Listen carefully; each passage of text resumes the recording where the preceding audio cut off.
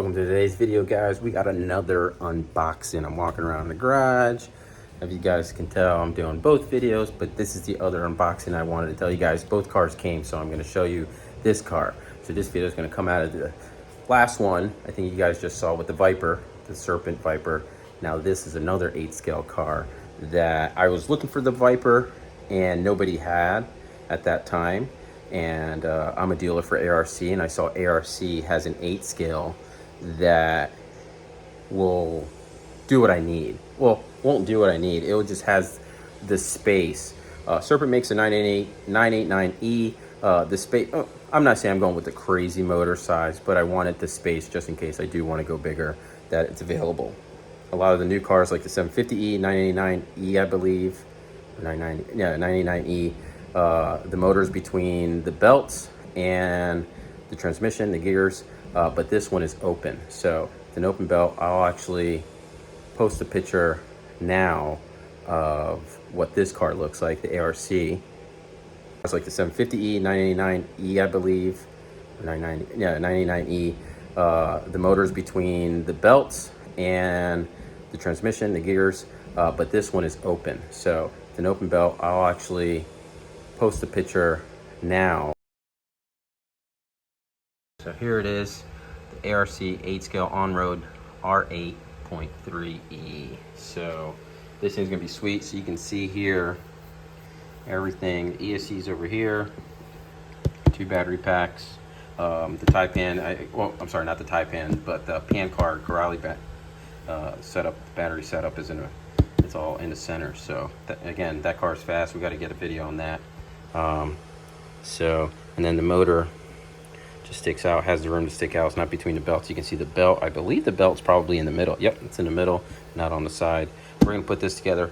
I don't see that many people here really playing with these cars. ARC is known. There's a lot of racers that use them.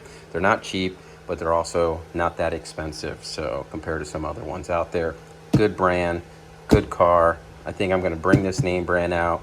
Hopefully ARC sees this. We're going to turn into a drag car, and maybe we'll drive it from on the track too. So we'll go to Heroes Paradise, try it on the track and see how it goes. I suck at doing that, but we have another car coming for that, so I can get back into on-road racing. That'll be in another video. I just ordered it, so it should be here. So let's get to build on this. I'll unbox this, and then we'll go from there.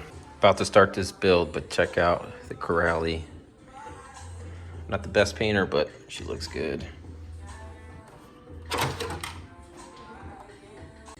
Just a little build tip. I'm sure you've seen this. Either use a towel or a napkin, and just so 1, you don't lose things. You can see it on white, and 2, it won't bounce as bad if you do lose it or whatever. So use a napkin. Sometimes you get a little plate for some stuff, and then of course the stand. So all right, I guess this is bag number 1. It seems kind of quick they got you building this. So the front axle is done. Steering arm. Guess we put the servo here. Yeah, pretty good. So I can do every little piece, but we'll do each bag and see what it accomplished. Bag 2 is complete. It's the front end, so I kind of like how they got this going on. So the whole front end is gone, done. So we got that done, and now we're moving on to bag 3. Rear, it looks like. Let's get it done. Bag 3 done, rear end done. Moving on to bag 4. All right, moving on to bag 5. You can see the rear is almost done. I'm sure just add some shocks. We're gonna move on to the spur gear. Looking good. All right, I'm jamming and getting this thing done. Look at it. Look at this. This thing is sweet.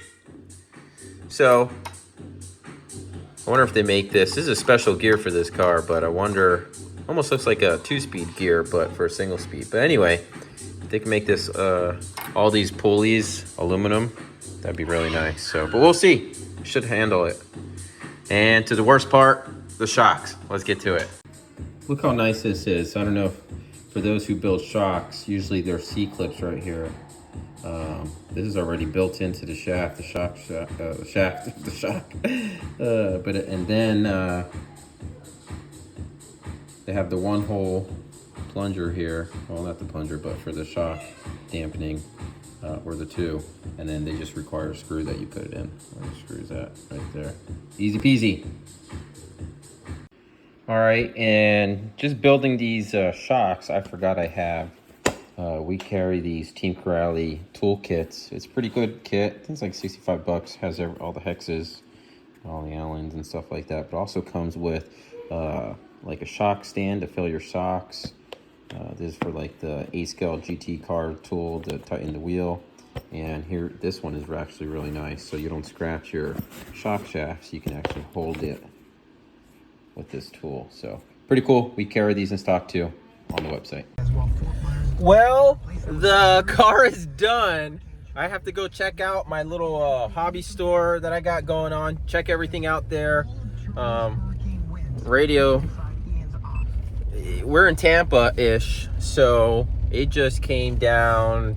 They said it just turned even more towards the state. So 155 miles per hour winds on this storm. So it's insane. They just put on the radio the purge alarm, so really crazy. But just want to give you guys an update on that, and see what happens afterwards and go from there. So stay tuned. I'll show you the finish of the car now. All right, we're bunkering down. We're back home. Here it is.